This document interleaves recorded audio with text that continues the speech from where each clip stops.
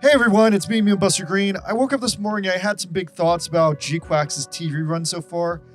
So you guys might want to check out my previous review of the theatrical edition, because at this point, now the TV run is turning out a little bit different from the theatrical edition, and I say that it's now different enough that I need to address it, because overall, I'm feeling like it's a little bit worse, but maybe it's got the potential to do something new.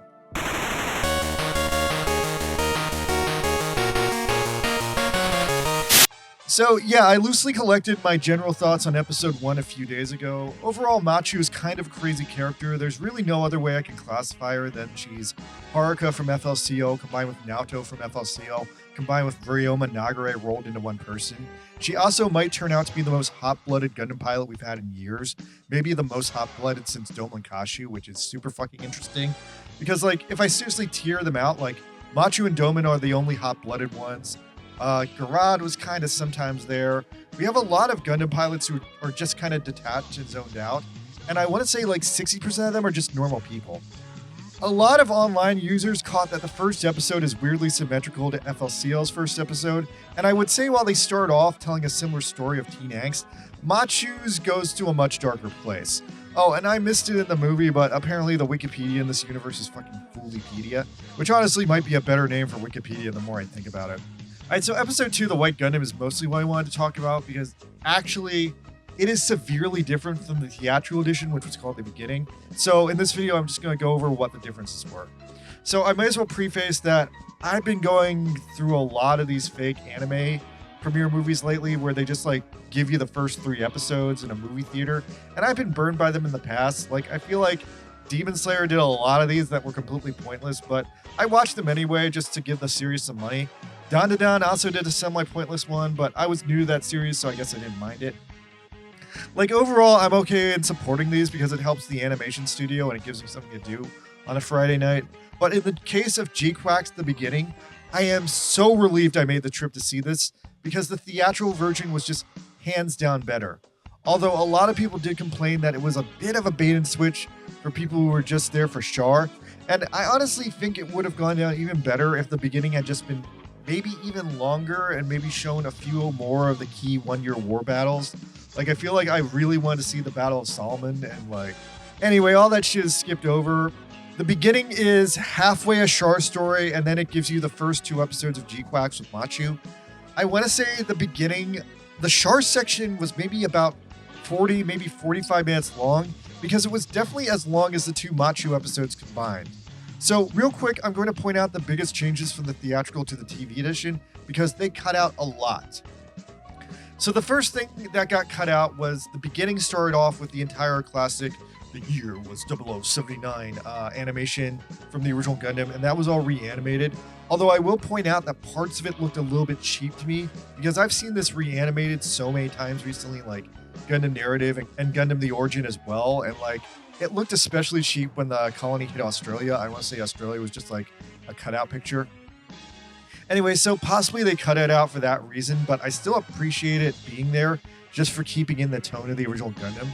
Now, after that, for the most part, it felt like everything was one for one, although I will say that for the TV edition, there were a lot of mini cuts, a lot of scenes that felt sped up, and a lot of scenes that felt shorter, and I'm going to call them all out here. And I might be wrong about some of these, but this is the way it felt to me. I felt like there were more here, but it might also be a situation like Foolipedia where maybe I just didn't notice this in the theatrical version because I did only see it in theaters once, like 2 months ago. So I want to say that they cut down the Zaku's entering the colony part because I remember there was a specific moment where they sat on the hill and you could see Denim Zaku eyeballing Fraubo going to check on Amuro, which is actually a super important moment for me in the film, because seeing Fraubo there basically confirms this is a full alternate timeline, but at the same time, it's the same timeline with Amuro and Frau still being there. The only big difference is that Char was there instead of Jean, and Char stole the Gundam before Amuro could. So yeah, then after that, everything played out mostly the same. Char steals the Gundam, then he steals the Pegasus, and then he fights the 0-1 Gundam. That was all exactly one for one the same. Now they did add some original Gundam eye catches. Those were super cute. There were also people speculating that they may play Tobei Gundam as the opening theme music, but they didn't do that. That was not what we got. Instead, we got our first look at the show's real opening, Plasma by Yonezu.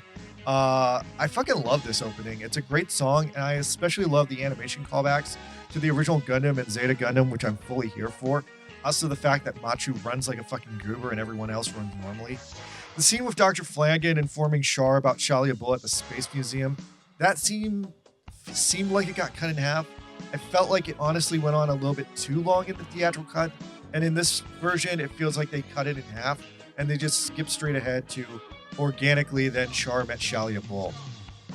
Similarly, the part with Char getting the Red Gundam for the first time also sped up, and the scene where Char meets Shalia, and the scene where he installs the bits on the Gundam, all those scenes felt much faster to me. Then Char attacking Kanpei Island with the bits and the Red Gundam, that was my absolute favorite moment from the movie, and I feel like they changed that too. So here's what's throwing me off here. I don't remember it this way. In the TV version, Shalia Bull is sitting there in a Rick Dom, and there's also this very specific cut where Shalia looks at Char and just has this like, wow moment. And I don't remember any of that, so I want to say this is new. This was seriously my favorite part in the movie, and I also specifically remember I was looking for Rick Doms, and the only Rick Dom I saw was Tokwon's Rick Dom, which had a custom green color scheme. So yeah, I don't remember Shalia being there in a generic colored Rick Dom. I feel like I would have noticed all that. And then the obvious biggest change is the entire final battle in the movie is the Battle of Granada, which is just fully fucking redacted here, which is kind of a fucking crime. But maybe there's like some reason they did that. But yeah, it fucking sucks because that was like my second favorite moment of the theatrical edition. That was actually the moment that like straight up moved me to tears, because at this moment Char puts together this like ragtag crew of like all the best of the best End of the Gundam Xeon pilots, and they all fly into Solomon to blow it up like Amuro blew up Axis at the end of CCA. Except then at the last minute, Char's like, ha ha ha, what if I didn't? Well, if I just let this fucking thing kill Cassilia, that'd be cool, right? And then it all goes to shit because Sailor shows up in the Gundam-colored gun cannon and spooks him, and then his Saikamu goes completely out of control and he dies in a very Lala soon from the original Gundam moment, but it's a total creepypasta moment because as it plays out, it's super weird. Like Cassilia is going on rambling about this unexplainable thing called the Rose of Hermes, and you're hearing these ultra creepypasta Lala soon sound effects. And Shalia Bull is just there flying around in the Brabro, not doing anything. It's actually a really cool scene because like you have no clear idea what's going on. Oh, and also at the Battle of Granada, 4 of the Red Gundam 6 bits blown up here, which is why when it comes back in episode 1, it only has 2 of them. And then the model kit only has 2 too. But yeah, like there were so many emotional moments in the Battle of Granada. Like there was this amazing fucking scene of Dren literally winning the 1-year war for Zeon, and that was emotional as hell. So yeah, overall, I kind of super don't love the way they butchered the edit for the White Gundam on TV, and I can only wonder if there's 2 big explanations here. Explanation 1 is they just cut all that shit to make it fit on TV, of course, and the theatrical version just still stands as a better version, but it's basically like DLC for like super fans. And honestly, yeah, that's working because honestly, I want to buy the theatrical version right now to just rewatch the Battle of Granada. If it was available, I would buy it right this second. Explanation 2, though, it's possible though that they redacted the Battle of Granada to take out that crazy twist of Sayla and just change some shit around in the narrative. Like maybe they're holding all that back for later because it feels like, especially in episode 2 of the Machu story, which is going to be episode 3 in the TV run, Shalia Bull has this tendency to get drunk and like be like, once upon a time, Char Bull was the coolest motherfucker who ever lived.